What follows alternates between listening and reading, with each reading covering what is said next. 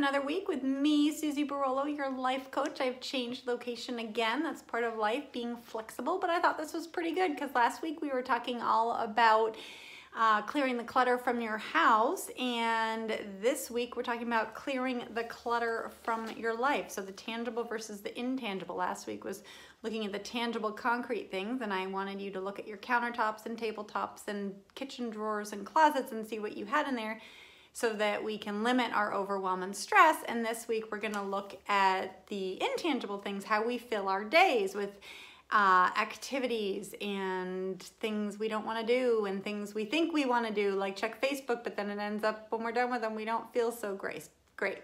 Both things add stress and overwhelm to our beings and create internal stress in our system.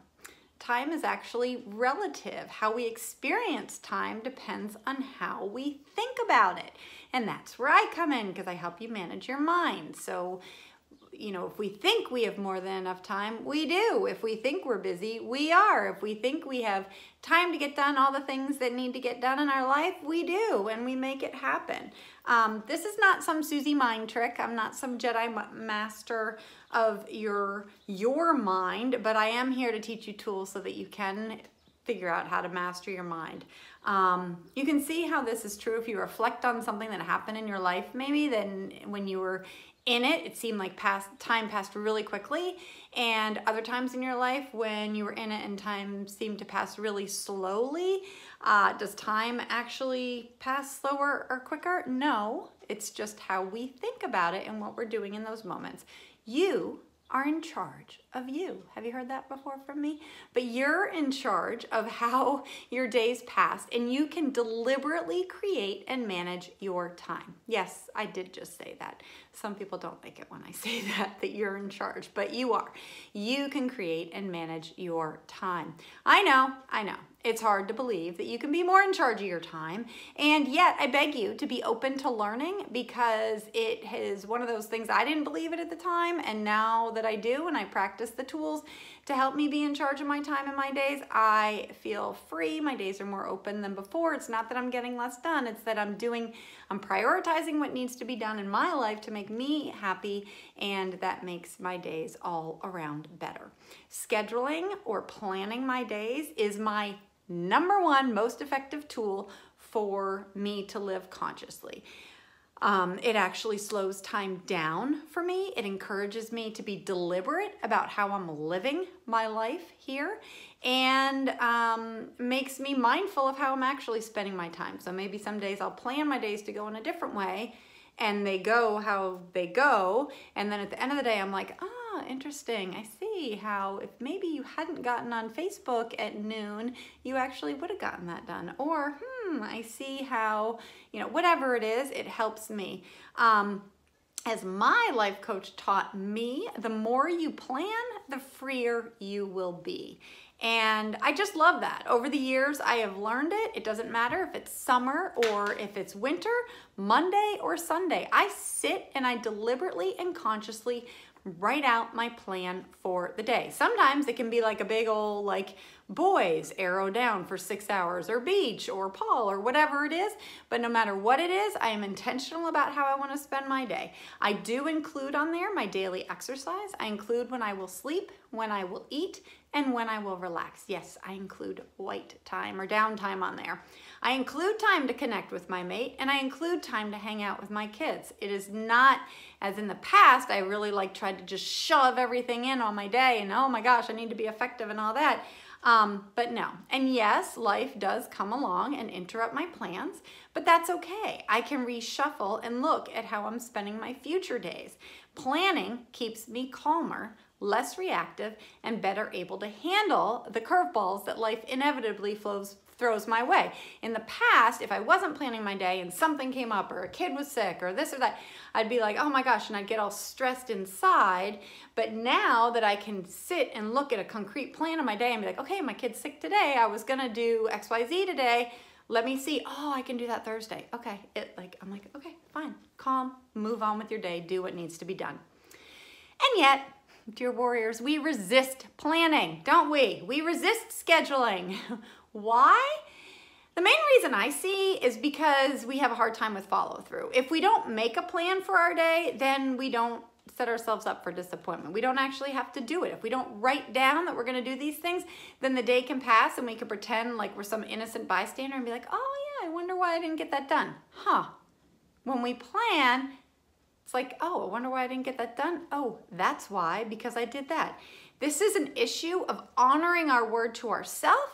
This is not an issue with time, okay? It's not an issue with how fast time passes. It's doing what we say we'll do, and I do plenty of blog posts about that. But this is really fundamental with, it gets back to that self-love of ourselves. When we respect ourselves and we love ourselves and we trust ourselves, so much of our life and our whole decision-making process changes. I wasn't living this life for many years. If I put something on my calendar, there was maybe like a 50% chance that I'd do it, probably more like 25% chance that it would get done. If it's something I wanted to do and that was distracting me from the things that I didn't want to do, I'd do it. Sure, I'd go to Target any day of the week. But if I looked at my list of things to do from 5 to 10 years ago, most of them didn't get done. Another big piece of it is if I looked at my list from 5 to 10 years ago, you would look at it and you would think it was for 4 able-bodied females. Like, who the heck was gonna get that done? Let alone, I was a mom of 3 young kids in a tumultuous, crazy marriage. So, you know, I have this huge list of expectations for myself of what I'm gonna get done, and then I have reality. That's not, anyhow, And how many days did I get done what I said I was gonna get done? Very few, if any. We tend to overestimate what we'll do in a day and underestimate what we'll do in our lifetime. And I'm trying to flip that, to bring some reality to your life through the lens of kindness. I'm always talking about looking at yourself with kindness. And it's like, okay, when we say we're gonna go to the supermarket today and we just allow half an hour for that, hello, who can leave your house, go to the supermarket, shop, go through checking, put the stuff in your car, come home, put the stuff back in half an hour? Not many people, unless maybe you just buy 1 apple. So it's bringing reality into your life. How did I feel at the end of these days when I didn't get done what I said I was gonna get done? Felt defeated and dumb. I felt overwhelmed and over it, just in general with life. I felt fatigued and resentful. I would like look outward and look for the reasons to blame instead of looking at myself and seeing like what happened here, that live and learn, that kind observer of my life. Yeah, so if anyone thinks that scheduling our days doesn't impact our mental health, you need to hang out with a mom who doesn't keep a schedule. She has a whole lot to do, but because she doesn't deliberately plan it, things don't get done. And it's incredibly defeating and depressing and overwhelming and stressful. And I'm telling you, if you want to see this, shadow a stay-at-home mom who doesn't schedule any weekday, or schedule a mom who works full-time and doesn't schedule or plan her life on any weekend day, and you will see some stress. That's your best chance for a meltdown, okay? Not that I'm looking for that, but when people don't schedule or have some framework for what is going on in their day, very little will get done. We tend to do the easiest things first, yet the easiest things are usually not our priorities. And so at the end of the day, we might have a beautifully organized silverware drawer, but we don't have any food for the weekday meals, or our kids' backpacks aren't ready for camp the next day. Maybe we have a wonderful thank you note that we wrote to a long lost cousin for a gift that she gave us, you know, but we don't have those backpacks ready, or we don't have, the dishes are still sitting in the sink, or whatever. Our ability to plan something and then follow through with that plan is the secret to calmer, slower, more mindful life. Can I just repeat that? Your ability to plan something and then follow through with your plan, do what you say you're gonna do, is the secret to feeling calmer, more confident, and peaceful in your daily life.